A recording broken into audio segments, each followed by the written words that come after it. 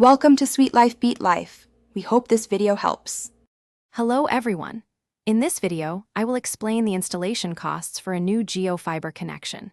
Getting set up with high-speed internet involves a few initial expenses, and it's important to know what to expect.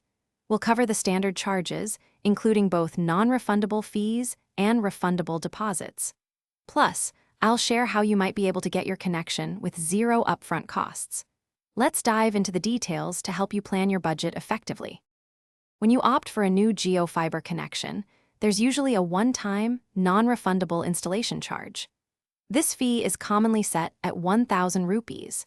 It's important to understand that this amount covers the technical aspects of getting the fiber optic cable to your home and activating your service.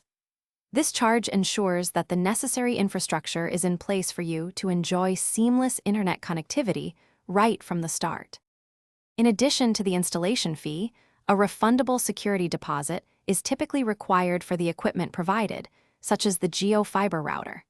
This deposit is generally 1,500 rupees. The good news is that this amount is fully refundable. Once you decide to discontinue the service and return the equipment in good working condition, this deposit will be credited back to you. It's a standard practice to ensure the safe return of the valuable hardware.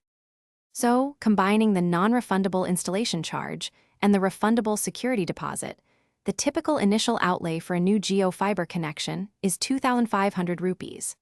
However, there's a great way to avoid these upfront costs.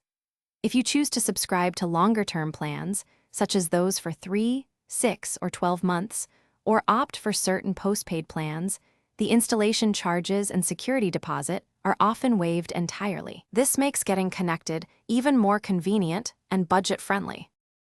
Thanks for watching. Consider subscribing if we helped you.